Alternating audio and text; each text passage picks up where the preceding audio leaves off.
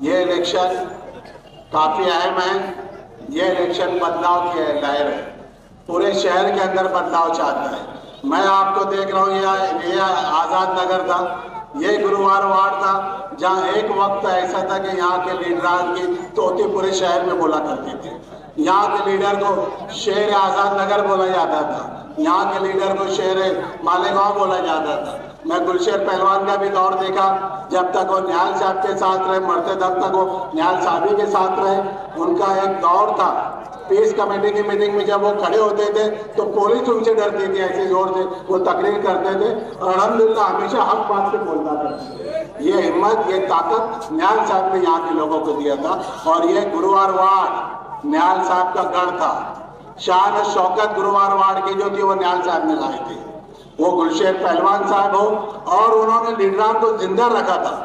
वो गुलशेर पहलवान हो कि तुम्हारे इस्माइल नांदेड़ी साहब हो, आज देख लो उनके नाम से हॉल है, गुलशेर पहलवान के नाम से, उनके नाम से महिला है। अली अकबर इतना बड़ा हॉस्पिटल का नाम निहाल साहब ने दिया।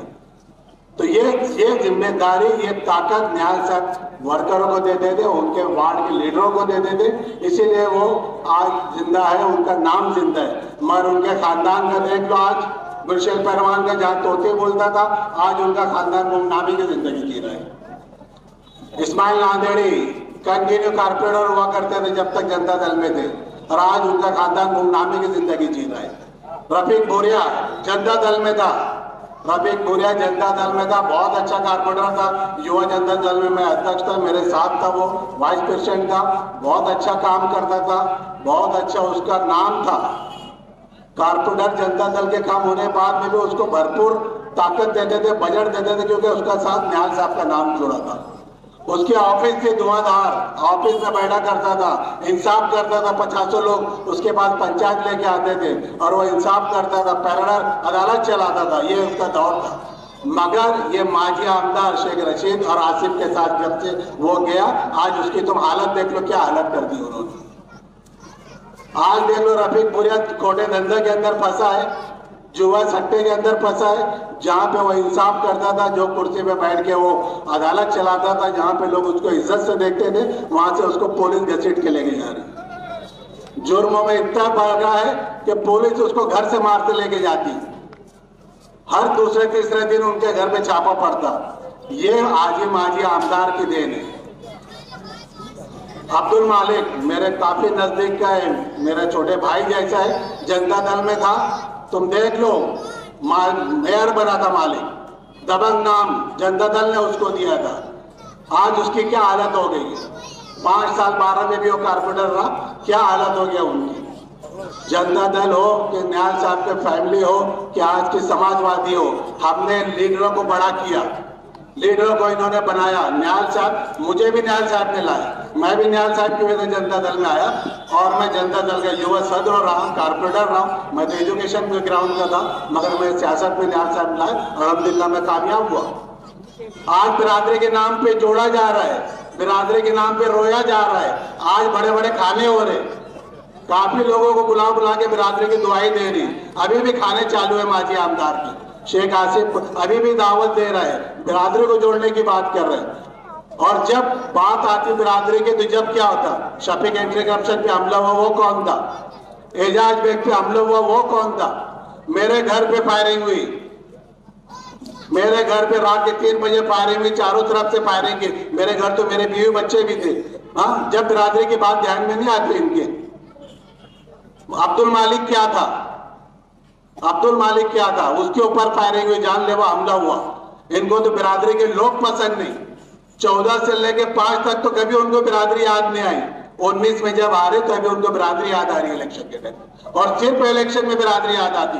आज तक बिरादरी का कोई आदमी उनके पास जाता नहीं, कोई तालीम का मशवरा लेने जाता नहीं, कोई एडमिशन के लिए उनके पास जाता नहीं, कोई रोजगार के लिए उनके पास जाता नहीं। बिरादरी के उनके पास जो है ये रफीक बोरिया जैसे चरसे गजड़ी 2 नंबर का धंधा करने वाले। बिरादरी के उनके पास है जो कुत्ता गोली का धंधा करते। बिरादरी के उनके पास वही लोग हैं जो 2 नंबर ही है। कोई पढ़ा लिखा आदमी, रोजगार वाला आदमी, मेहनत मजदूरी करने वाला आदमी उनके पास तुमको कभी नहीं दिखेगा। ये महल्ले में भी तुम देख लो, कोई अच्छे खानदान के अंदर वो शादी ब्याह में नहीं दिखेंगे। वो ये महल्ले में कभी 5 साल नहीं आते। 5 साल में कब आएंगे? कोई क्लब चलाने वाले के वहां शादी है तो आएंगे, कोई गजड़ी के वहां पे हकीका है तो आएंगे। ये उनके करतूत है, ऐसे लोग हैं। ये बिरादरी की क्या नुमाइंदगी करेगी? एजाज बेग को देख लो, उसके साथ उन्होंने क्या क्या किया। और मुझे एजाज बेग पसंद आ रहा है, उसने इनका साथ छोड़ा। अल्हम्दुलिल्लाह आज वो नेशनल पार्टी का प्रेसिडेंट है, आज वो नुमाइंदगी कर रहा है, मुझे अच्छा लगता है। वो इज्जत जिल्लत देना अल्लाह के हाथ में। आज वो हिम्मत से तो खड़ा है। उनके साथ था, वो भी 2 नंबर ही में था, वो भी राकेल में परेशान रहता था। आज उनको छोड़ा, वो आज अच्छा है। मैं तो यहाँ से अपील करूंगा यहाँ से कि इनका साथ छोड़ो। पुराना महल्ला जो हमारा था, ये साथी निहाल अहमद के साथ रहे। गुरुवार निहाल अहमद का महल्ला था, निहाल अहमद के आप लोग साथी रहो। शान हिंद बिना वालिद के, बिना भाई के, ये आप लोगों के भरोसे, ये गुरुवार वार्ड के भरोसे वो आज असेंबली के इलेक्शन में खड़े हुए। ये एक नौजवान लड़की, पढ़ी लिखी लड़की, उसको तो राजकारण की भी जरूरत नहीं है। उसको तो पूरा सेटल है, उसके पास तो हर चीज सेटल है। मगर शहर में इंसाफ हो, शहर का दबदबा कायम रहे, शहर का जो एक विकास पहले निहाल साहब के वक्त होता, ये जो 25 साल में जो बर्बाद हुआ है शहर का विकास, उसको जिंदा करने के लिए राजकारण में आ गए। नहीं तो इसको क्या कमी है? ये थोड़ी आजी माजी आमदार की तरह पैसे मांगते घूमती है इसके उसके घर, या ये थोड़ी कोई खोटा धंधा करेंगे तो इसका घर चलेगा। ये तो वेल सेटल है, पढ़ी लिखी है, वकील है, MBA है, तालीम की डिग्री है, बिजनेस की डिग्री है। ये तो अपना मुस्तकबिल खुद बना सकती है। मगर ये तुम्हारे हमारे लोगों के लिए, इंसाफ के लिए, दबदबे के लिए लड़ रही है। और यहाँ के माजी आमदार ने यहाँ के लीडरों को क्या दिया? मैं देखता हूँ यहाँ के लीडर क्या करते हैं। कोई स्कूल तोड़ के रोड बना रहा, कोई स्कूल तोड़ के हॉल बना रहा, वो रोजी रोटी का जरिया बनाए।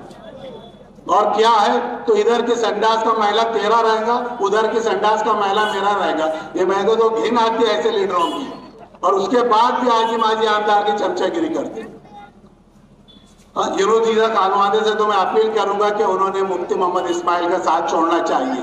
ये कहा कि बेशर्मी लेके आए कि वो बेशरम आदमी को टिकट भी लाके दो, बेशरम आदमी को इलेक्शन भी लड़ो, वो बुज़दिल आदमी को इलेक्शन जीताओ और 5 साल उसके साथ बेइज्जत हो।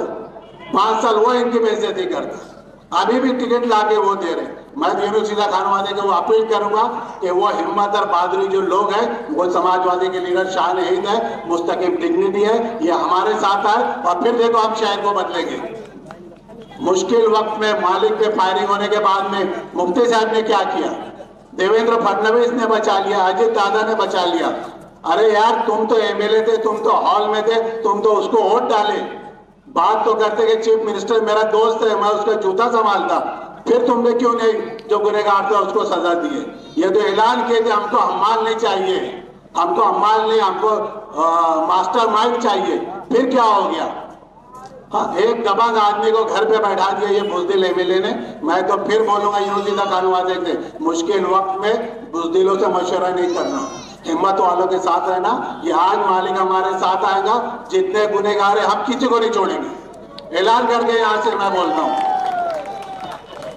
और मैं गुरुवार वार्ड वाले से अपील करता हूँ कि ये बहादुरों का महल्ला है, यहाँ के लीडरों को अपनी शनाख्त जिंदा रखना है, ये लीडरों को अपनी पहचान जिंदा रखना है। तो विकार के साथ जिस तरह से पहले यहाँ के लीडर रहते थे, इस तरह करके अभी आप लोगों को रहना है, जीना है, तो समाजवादी पार्टी के साथ जुड़ो। और ये 20 तारीख का इलेक्शन, ये बदलाव का इलेक्शन है, पूरे शहर में बदलाव की बात है। दोनों को तुमने चांस देके देखा है, आजी माजी आमदार को, दोनों अभी भी भीख मांग रहे। एक बार मौका और दो, एक मौका हमको और दो, एक मौका और दो। माजी आमदार, उनको तो उनके घर के अलावा कोई पसंद नहीं आता। असेंबली भी वही लड़ेंगे बाप बेटे, मेयर भी बाप बेटा माँ सब हो गए, स्टैंडिंग कमेटी में भी सब हो गए। उसके बाद में तायरा मैडम मेयर भी हुई, स्टैंडिंग में भी हुई, उसके बाद में हाउस लीडर भी हुई, महिला की भी चेयरमैन हुई। क्यों उनको उनके बिरादरी का कोई दूसरा आदमी दिखता नहीं गया? और तायरा मैडम से काबिल कोई शहर में है कि नहीं है? हर पोस्ट पे तायरा मैडम रही है 5 साल के अंदर। तो ये जो है बदलाव, और मैं जो बिरादरी करते हैं, बिरादरी वाले उनको ही घर बैठाएंगे देख लेंगे इलेक्शन में, कोई उनके साथ जाने वाला नहीं है। आप बड़ी तादाद के अंदर, हमने कभी बिरादरी की बात नहीं की, हमने कभी बिरादरी को अलग समझा नहीं, हमने सबको साथ में लेके चला। न्याल साहब से ज्यादा सेकुलर आदमी मेरी जिंदगी में मैंने नहीं देखा। ये गुरुवार वन साइडेड न्याल साहब को वोट डालता था। उन्होंने कभी ना हिंदू मुस्लिम देखा और ना ही कोई मुस्लिम में कोई उन्होंने बिरादरी देखा। वो हमेशा काबिल आदमी की कदर करते थे और लीडर जो काम करते हैं उसको उन्होंने बड़ा किया। अपने आप अपना अपना वो बड़ा खाली मेरा घर या मेरे खानदान नहीं देखा। न्याल साहब जब तक थे उनके खानदान का कोई नहीं आया, सिर्फ न्याल साहब रहे। कोई खानदान का उनका कोई पोस्ट में नहीं आया। ये थी हिम्मत न्याल साहब की। ये लोगों को बढ़ाना देना, ये उनके दिल इतना बड़ा था कि उन्होंने सबको लेके चला। तो मैं आप लोगों से गुजारिश करता हूं कि बड़ी तादाद के अंदर 20 तारीख को शाहनहिंद को साइकिल निशान पे समाजवादी उम्मीदवार को बड़ी अक्सरियत से कामयाब करें। 23 तारीख को इंशाल्लाह नया मालेगांव के नया सूरज निकलेगा। शुक्रिया सर।